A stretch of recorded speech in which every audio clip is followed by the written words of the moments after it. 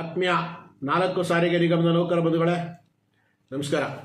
ಬಂಧುಗಳೇ, ಏನು ಹಲವಾರು ವಿಚಾರದಲ್ಲಿ ಏನು ವಿಡಿಯೋಗಳು ಮಾಡ್ತಾ ಇದ್ದೀನಿ ಆ ವಿಚಾರವಾಗಿ ನೌಕರಿಗೆ ತಲುಪ್ತಾ ಇದೆ ಅಂತ ನಾನು ಅಂದ್ಕೊಂಡಿದ್ದೀನಿ. ಯಾಕೆ ಅಂತಂದರೆ ಏನು ಕ್ಯಾಶ್ಲೆಸ್ ಚಿಕಿತ್ಸೆ ವಿಚಾರವಾಗಿ ಹಲವಾರು ವಿಚಾರಗಳೆಲ್ಲ ನಾನು ನಿಮ್ಗೆ ತಿಳಿಸಿದ್ದೆ. ಅದ್ರ ಭಾಗವಾಗಿ ಒಬ್ಬೊಬ್ಬರಾಗಿ ಹಲವಾರು ರೀತಿಯಲ್ಲಿ ಕಂಪ್ಲೇಂಟ್ಗಳನ್ನ ಕೊಡ್ತಾ ಬರ್ತಾ ಇದ್ದೀರಾ.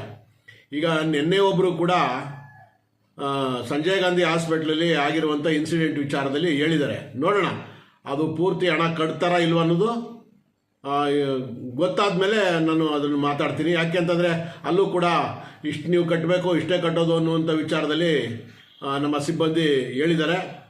ಅದೇ ರೀತಿ ಪಾಪ ಕುಂದಾಪುರದಲ್ಲೂ ಕೂಡ ಅವ್ರ ತಾಯಿಗೆ ಚಿಕಿತ್ಸೆ ಕೊಡಿಸಿದ್ದಾರೆ. ಅಲ್ಲೂ ಅರ್ಧಂಬರ್ಧ ದುಡ್ಡು ಕೊಟ್ಟು ಇನ್ನು ಅರ್ಧಂಬರ್ಧ ದುಡ್ಡಿಗೆ ಅವ್ರಿವ್ರ ತಾವು ಗ್ವಾಗರ್ದು ಪಾಪ ಹಣ ಕಟ್ಟುವಂಥ ಪರಿಸ್ಥಿತಿ ಬಂದಿದೆ. ಅವ್ರು ಕಟ್ಟಿದ್ದಾರೆ ಕೂಡ. ಅದು ನನಗೆ ಈ ವಿಡಿಯೋಗಳು ಹೋಗಿ ತಲುಪಿದ ಮೇಲೆ ನೌಕರಿಗೆ ಅವರು ನನಗೆ ಕಾಲ್ ಮಾಡಿ ಕೇಳ್ತಾ ಇರುವಂಥದ್ದು. ಅದರಿಂದ ನಾನೇನು ಹೇಳ್ತೀನಿ ಅಂತಂದರೆ, ಯಾವುದೇ ಹಾಸ್ಪಿಟ್ಲಲ್ಲಿ ಎಲ್ಲಿ ಆಗಲಿ ನಮ್ಮ ಏನು KSRTC ಚಿಕಿತ್ಸಾ ವೆಚ್ಚ ಏನು ಪಡಿತಾ ಇದ್ದೀರಿ ಅದನ್ನು ಸರಿಯಾದಂಥ ರೀತಿಯಲ್ಲಿ ಕೊಟ್ಟಿಲ್ಲ ಅಂದಾಗ ನಮ್ಮ ಗಮನಕ್ಕೆ ತಂದರೆ ಖಂಡಿತ ನಮ್ಮ ಮೇಲಧಿಕಾರಿಗಳ ಗಮನಕ್ಕೆ ತಂದು ನಾವು ಅದನ್ನು ಬಗೆಹರಿಸುವಂಥ ಪ್ರಯತ್ನ ಮಾಡ್ತೇವೆ. ಯಾಕೆ ಅಂತಂದರೆ ನೌಕರಿಗೆ ಸರಿಯಾದಂಥ ರೆಸ್ಪಾಂಡ್ ಮಾಡ್ತಾ ಇಲ್ಲ ಅಂತೇಳಿ ನನಗೆ ಹಲವಾರು ದೂರುಗಳು ಕೂಡ ಬಂದಿದೆ. ಜೊತೆಗೆ ಇನ್ನೂ ಒಂದು ಮುಖ್ಯವಾಗಿರುವಂಥ ದೂರು, ತುಮಕೂರು ವಿಭಾಗದ ಲೇಬರ್ ಆಫೀಸರ್ ಗಮನಕ್ಕೆ ತಂದರೂ ಕೂಡ ಅದನ್ನು ಸರಿಯಾಗಿ ಪರಿಹರಿಸಿಲ್ಲ ಅಂತೇಳಿ ಒಬ್ಬ ಸುಮಾರು 6 ತಿಂಗಳು 8 ತಿಂಗಳು ಹಿಂದೆ ಹೋಗಿ ಚಿಕಿತ್ಸೆ ಪಡೆದಿರುವಂಥದ್ದು. ಆದರೆ ಒಂದೇ ಬಾರಿ ಚಿಕಿತ್ಸೆ ಪಡೆದಿರೋದು ಈಗಾಗಲೇ 5-6 ಬಾರಿ 7 ಬಾರಿ ಅವ್ರಿಗೆ ಮೆಸೇಜ್ ಬರ್ತಾ ಇದೆ, ಹಣ ಕಟ್ಟಾಗ್ತಾ ಇರುವಂಥದ್ದು ಅಂತ ಹೇಳ್ತಾ ಇದ್ದಾರೆ. ಇದು ನಾನು ಮುಖ್ಯ ಕಾರ್ಮಿಕ ಕಲ್ಯಾಣಾಧಿಕಾರಿ ಗಮನಕ್ಕೆ ತರ್ತಾನೆ, ಅದು ಮೆಸೇಜ್ ಸಮೇತ ತರ್ತಾನೆ. ಏನು ಇಲ್ಲಿ ಲೂಟಿ ಮಾಡ್ತಾ ಇದ್ದಾರಾ, ಆಸ್ಪತ್ರೆಯವರು ಲೂಟಿ ಮಾಡ್ತಾ ಇದ್ದಾರಾ, ಇಲ್ಲ ಹೆಲ್ತ್ ಸ್ಕೀಮ್ನವ್ರು ಏನಾರ ಲೂಟಿ ಮಾಡ್ತಾ ಇದ್ದಾರಾ, ಇಲ್ಲ ಇದಕ್ಕೆ ಯಾರ ಆಡಳಿತಾಧಿಕಾರಿಗಳು ಏನಾರ ಸಾಮೀಲಾಗಿದ್ದಾರ ಗೊತ್ತಾಗ್ತಾ ಇಲ್ಲ. ಒಂದೇ ಒಂದು ಬಾರಿ ಹೋಗಿ ಅವರು ಟ್ರೀಟ್ಮೆಂಟ್ ತಗೊಂಡಿರೋದು. ಆದರೆ 5-6 ಬಾರಿ ಕಟ್ಟಾಗಿದೆ ಅಂತೇಳಿ ಅವ್ರ ಹೆಸರು ಕೂಡ ನಾನು ಈಗ ಹೇಳಲ್ಲ, ನಾನು ಮುಖ್ಯ ಕಾರ್ಮಿಕ ಕಲ್ಯಾಣಾಧಿಕಾರಿ ಹತ್ರ ತಿಳಿಸ್ತೀನಿ. ಅದನ್ನು ಸರಿ ಪಡಲಿಲ್ಲ ಅಂತಂದರೆ ಮುಂದೆ ಏನು ಮಾಡಬೇಕು ಅದನ್ನು ಮಾಡೋಣ. ಜೊತೆಗೆ ಏನು 21ನೇ ತಾರೀಕು BMTCನಲ್ಲಿ ಕೂಡ ಏನು ಆಸ್ಪತ್ರೆ ಒಡಂಬಡಿಕೆ ವಿಚಾರವಾಗಿ ಸಭೆ ಕರೆದಿದ್ದಾರೆ ಸಂಘಟನೆಗಳಿಗೆ. ನಾನು ಸಂಘಟನೆ ಮುಖಂಡರಲ್ಲಿ ನಾನು ಮನವಿ ಮಾಡೋದಿಷ್ಟೇ, ಯಾವ ಸಂಘಟನೆನಾರ ಹೋಗಲಿ, ಈಗ KSRTCನಲ್ಲಿ ಏನಾಗ್ತಾ ಇದೆ ಅನ್ನೋದು ನೀವು ಗೊತ್ತಾಗ್ತಾ ಇದೆ. ಅಂದರೆ ಔಟ್ ಪೇಷಂಟ್ ವಿಚಾರದಲ್ಲಿ ಟ್ರೀಟ್ಮೆಂಟ್ ಕೊಡ್ತಿದ್ದಂಥದ್ದನ್ನು ತೆಗೆದಿದ್ದಾರೆ. ಅದು ಭಾಳ ಘೋರ ಅನ್ಯಾಯ ಆಗಿದೆ. ಯಾಕೆ ಅಂತಂದರೆ ಇವತ್ತು ಮಂಡ್ಯದಲ್ಲಿ ಒಬ್ಬ ನಮ್ಮ ಸ್ನೇಹಿತರು ಸ್ಕೂಟ್ರಲ್ಲಿ ಬಿದ್ದು ಹೋಗಿ ಚಿಕಿತ್ಸೆ ಪಡಿಗೆ ಹೋಗ್ತಾರೆ. ಆದರೆ ಅಡ್ಮಿಷನ್ ಆಗಲ್ಲ, ಅಷ್ಟು ಅಡ್ಮಿಷನ್ ಆಗುವಂಥ ಚಿಕಿತ್ಸೆ ಇರಲ್ಲ. ಆದರೆ ಸ್ಕ್ಯಾನಿಂಗು, ಎಕ್ಸ್ರೇ ಈ ರೀತಿ ಪಡಿಬೇಕಂದ್ರೆ ಹಣ ಕಟ್ಬಿಟ್ಟು ನಾವು ಮಾಡ್ಕೋಬೇಕು. ಸುಮಾರು 6,000 7,000 ರೂಪಾಯಿ ನಂದು ಖರ್ಚಾಯಿತು. ಪ್ರತಿ ತಿಂಗಳು 650 ಪ್ಲಸ್ 50 ರೂಪಾಯಿ 700 ರೂಪಾಯಿ ಕಟ್ಟಾಗ್ತಾ ಇದೆ. ಏನು ಪ್ರಯೋಜನ ಆಗ್ತಾ ಇದೆ ನಮಗೆ ಇದರಿಂದ ಅಂತ ಪಾಪ ಭಾಳ ಅಳಲು ತೊಡ್ಕೊತಾ ಇದ್ದಾರೆ. ಏನು ಈ ವ್ಯವಸ್ಥೆ ಎಲ್ಲಿ ಹೋಗ್ತಾ ಇದೆ ಅಂತ ನನಗೆ ಅರ್ಥ ಆಗ್ತಾ ಇಲ್ಲ. ಔಟ್ ಪೇಷಂಟಲ್ಲಿ ಇವತ್ತು BP ಇರ್ಬೋದು, ಶುಗರ್ ಇರ್ಬೋದು, ಡಯಾಲಿಸಿಸ್ ಇರ್ಬೋದು, ಹೀಗೆ ಹಲವಾರು ವಿಚಾರದಲ್ಲಿ ಸ್ಕ್ಯಾನಿಂಗು ಮತ್ತು ಎಕ್ಸ್ರೇ ಈ ರೀತಿ ವಿಚಾರದಲ್ಲಿ ಟ್ರೀಟ್ಮೆಂಟ್ ಪಡ್ಕೋಬೋದು. ಇವರು ಅದನ್ನೇ ತೆಗೆದ್ರೆ ಎಷ್ಟು ಸರಿ. ಆಸ್ಪತ್ರೆಯವರು ಸರಿ ಮಾಡ್ತಾ ಇಲ್ಲ ಅಂತಂದರೆ ಏನು ಆಡಳಿತ ಮಂಡಳಿ ಏನು ಮಾಡ್ತಾ ಇದ್ದೀರಿ? ನಿಮಗೆ ಕಾರ್ ಇಲ್ವಾ? ನಿಮಗೆ ಸಿಬ್ಬಂದಿ ಇಲ್ವಾ? ಹೋಗಿ ಅಂಥ ಹಾಸ್ಪಿಟ್ಲಲ್ಲಿ ನೀವು ಯಾಕೆ ಚೆಕ್ ಮಾಡಲ್ಲ? ನಿಮ್ಮ ಕೆಲಸ ಏನು? ನೀವು ಚೆಕ್ ಮಾಡಿದ್ರೆ ಹಾಸ್ಪಿಟ್ಲಲ್ಲಿ ದಂಧೆ ಮಾಡ್ತಾರೆ ಅಂತಂದರೆ ನಿಮ್ಮ ಅದು ವೈಫಲ್ಯ. ನೀವು ಹೋಗಿ ಅಂಥ ಹಾಸ್ಪಿಟ್ಲ್ ಚೆಕ್ ಮಾಡಿ.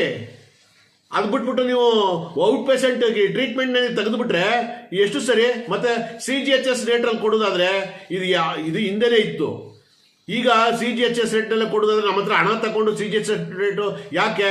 ಈಗ ನಾನು ಹೇಳ್ತಾ ಇದ್ದೀನಿ, BMTC ಏನು ಸಭೆ ಕರೆದಿದೆ, ಮುಂದಿನ ದಿನಮಾನಗಳಲ್ಲಿ ಅಲ್ಲೂ ಅವರು ಜಾರಿ ಮಾಡ್ತೀವಿ ಅಂತ ಏನು ಸಭೆ ಕರೀತಾ ಇದ್ದಾರೆ. 21ನೇ ತಾರೀಕು ಸಭೆ ಕರೆದಿದ್ದಾರೆ. ನಾನು ಕೇಳ್ಕೊಳ್ಳೋದಿಷ್ಟೇ, ಈ ಔಟ್ ಪೇಷಂಟ್ ವಿಚಾರದಲ್ಲಿ ಖಂಡಿತ ಟ್ರೀಟ್ಮೆಂಟ್ ಕೊಡಲೇಬೇಕು. ಅಂಥ ಹಾಸ್ಪಿಟ್ಲಿಗೆ ನೀವು ಹೋಗಿ ದಂಧೆ ಮಾಡುವಂಥ ಹಾಸ್ಪಿಟ್ಲಿಗೆ ಕಡಿವಾಣ ಹಾಕಿ ನೀವು. ಅದನ್ನು ಬಿಟ್ಟು ಸುಮ್ಮನೆ ಅನಾವಶ್ಯಕವಾಗಿ ಹಾಸ್ಪಿಟ್ಲುಗಳು ಏನು ಮಾಡ್ತಾರೆ ಅದಕ್ಕೆ ನೀವು ಇಲ್ಲಿ ಟ್ರೀಟ್ಮೆಂಟ್ ನಿಲ್ಲಿಸ್ಬಿಟ್ರೆ ನೌಕರಿಗೆ ಏನು ಮಾಡಬೇಕು? ಅದರಿಂದ ಸಂಘಟನೆಗಳು ನಾನು ಮನವಿ ಮಾಡೋದು ಅಷ್ಟೇ, CGHS ರೇಟು ಮೊದಲೇ ಇದೆ. ಪೂರ್ತಿ ಫ್ರೀ ಚಿಕಿತ್ಸೆ ನೀಡಬೇಕು. ಬೇರೆ ಯಾವ ಇಲಾಖೆಗಳಲ್ಲಿ ಈಗ ಸರ್ಕಾರಿ ನೌಕರಿಗೇನು ಸಂಜೀವಿನಿ ಆರೋಗ್ಯ ಸ್ಕೀಮ್ ಇದೆ, ಅದೇ ರೀತಿ ನಮಗೆ ಅಳವಡಿಸುವಂಥದ್ದಾಗಬೇಕು. 700 ರೂಪಾಯಿ ಕಟ್ ಮಾಡಿಕೊಂಡು ಈ ರೀತಿ ಅರ್ಧಂಬರ್ಧ ಕೊಡೋದಾದ್ರೆ ಎಷ್ಟು ಸರಿ? ಹಲವಾರು ವಿಚಾರಗಳು ಈಗ ನೌಕರರು ತುಂಬ ಗಂಭೀರವಾಗಿರುವಂಥ ವಿಚಾರಗಳಿಂದ ನಮಗೆ ಫೋನ್ ಮಾಡ್ತಾ ಇದ್ದಾರೆ. ಅದರಿಂದ ನಾನು ಅದನ್ನು ಕೂಡ ಅಟೆಂಡ್ ಮಾಡ್ತಾ ಇದ್ದೀವಿ. ಈಗ ಕೆಲವೊಂದು ಅಧಿಕಾರಿಗಳು ಫೋನ್ ಕೂಡ ಎತ್ತಲ್ಲ. ಹಿಂಗಾದ್ರೆ ಯಾವ ರೀತಿ ಸರಿ? ಜೊತೆಗೆ ಇವತ್ತು ವೇತನದ ವಿಚಾರವಾಗಿ ಭಾಳ ಸರ್ಕಾರ ಕಣ್ಣಿದ್ದು ಕುರುಡ್ರ ಥರ ಇದೆ, ಕಿವಿ ಇದ್ದು ಕಿವುಡ್ರ ಥರ ಇದೆ. ಯಾಕೆಂದರೆ ಶಕ್ತಿ ಯೋಜನೆಯಿಂದ ಎಷ್ಟೊಂದು ಹೆಸರು ತಂದುಕೊಟ್ಟಿದ್ದೀವಿ ಅಂತ ನೌಕರಿಗೆ ಹೊಟ್ಟೆಗೆ ಅನ್ನ ಹಾಕೋದು ಬಿಟ್ಬಿಟ್ಟು ಹೊಟ್ಟೆಗೆ ತಣ್ಣೀರು ಬಟ್ಟೆ ಹಾಕ್ತಾ ಇದ್ದಾರೆ. ಈ ರೀತಿ ಮಾಡ್ತಾ ಇರೋದು ಸರ್ಕಾರ ಸರಿಯಲ್ಲ. ಹಲವಾರು ಪರಿಪರಿಯಾಗಿ ನೌಕರು ಬೇಡ್ತಾ ಇದ್ದಾರೆ. ಕೂಡಲೇ ಈಗ ನಮ್ಗೆ ಮಾಡಬೇಕು ಅಂತೇಳಿ ಹಲವಾರು ನೌಕರು ಪರಿತಪಿಸ್ತಾ ಇದ್ದಾರೆ. ಏನೋ ಇವತ್ತಾಗ್ಬೋದು, ನಾಳೆ ಆಗ್ಬೋದು, ಈಗಾಗ್ಬೋದು, ಹಾಗಾಗ್ಬೋದು ಅಂತೇಳಿ. ಕೆಲವೊಂದಷ್ಟು ಜನ ಎಲ್ಲೆಲ್ಲೋ ಏನೇನೋ ಒಂದೊಂದು ವಿಚಾರಗಳನ್ನ ಮಂಡಿಸ್ತಾ ಇದ್ದಾರೆ. ಅದು ನನಗೆ ಗೊತ್ತಿಲ್ಲ. ಈ ವಿಚಾರದಲ್ಲಿ ಕ್ಯಾಶ್ಲೆಸ್ ವಿಚಾರದಲ್ಲಿ ಸರಿಯಾದಂಥ ರೀತಿಯಲ್ಲಿ ಟ್ರೀಟ್ಮೆಂಟ್ ಕೊಡುವಂಥದ್ದನ್ನು ಮಾತುಕತೆ ಮಾಡಿ. ಈಗ ಹಲವಾರು ಹಾಸ್ಪಿಟಲ್ ಅರ್ಧ ಕೊಡ್ತಾರೆ, ಅರ್ಧ ಕೊಡಲ್ಲ ಅಂದ್ರೆ ಏನರ್ಥ? ಇದಕ್ಕೆ ಬರಲ್ಲ ಅದಕ್ಕೆ ಬರಲ್ಲ ಅಂದರೆ 700 ರೂಪಾಯಿ ಕಟ್ ಮಾಡಿಕೊಂಡು ಸುಮಾರು ವರ್ಷಕ್ಕೆ 8,400 ರೂಪಾಯಿ ಒಬ್ಬ ಎಂಪ್ಲಾಯ್ಡ್ ಆಯ್ತದೆ. ಮತ್ತು ನಿಮ್ದೇನು ಕಾಂಟ್ರಿಬ್ಯೂಟ್ರಲ್ಲಿ? ನಮ್ಮ ದುಡ್ಡಿಂದ ನಮಗೆ ಅರ್ಧಂಬರ್ಧ ಚಿಕಿತ್ಸೆ ಕೊಡೋದು, ಅರ್ಧಂಬರ್ಧ ದುಡ್ಡು ಕೊಡುವಂಥದ್ದು, ನಾವು ಅರ್ಧಂಬರ್ಧ ದುಡ್ಡು ಕಟ್ಟಬೇಕು ಅಂತರದ್ದು.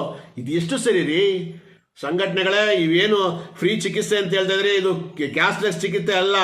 ಹಣದ ತಗೊಂಡು ಚಿಕಿತ್ಸೆ ಕೊಡ್ತಾ ಇರುವಂಥದ್ದು. ಅದರಲ್ಲೂ ಅರ್ಧಕ್ಕರ್ಧ ಇವ್ರು ಕಟ್ಟೋದು, ಅರ್ಧಕ್ಕರ್ಧ ಅವ್ರು ಕಟ್ಟೋದು. ಗ್ಲೌಸ್ ಬರಲ್ವಂತೆ, ಇಂಜೆಕ್ಷನ್ ಬರಲ್ವಂತೆ. ಇದು ಏನ್ರಿ ಇದು? ಟ್ಯೂಬ್ಗೆ ಬರಲ್ವಂತೆ. ಅದೇ ಹೆಲ್ತ್ ಇನ್ಶೂರೆನ್ಸ್ ಮಾಡಿಸ್ಬಿಟ್ರೆ 8,400 ರೂಪಾಯಿ ನಾವು ಕಟ್ಟಿದ್ರೆ ಅದ್ದೂರಿಯಾಗಿ 4 ಜನನು ಕುಟುಂಬದವ್ರಿಗೆ ಒಳ್ಳೆ ಟ್ರೀಟ್ಮೆಂಟೇ ಸಿಗುತ್ತೆ. ಇಲ್ಲಿ ನಮ್ಮ ದುಡ್ಡು ತಗೊಂಡು ಅರ್ಧಕ್ಕರ್ಧ ಕೊಡ್ತೀನಿ ಅಂದರೆ ಸರಿಯಲ್ಲ. ಕೆಲವೊಂದಷ್ಟು ಲೇಬರ್ ಆಫೀಸರ್ಗಳು ಸರಿಯಾಗಿ ರೆಸ್ಪಾಂಡ್ ಮಾಡಲ್ಲ ಅಂತೇಳಿ ನಮಗೆ ಕಂಪ್ಲೇಂಟ್ ಬರ್ತಾ ಇದೆ.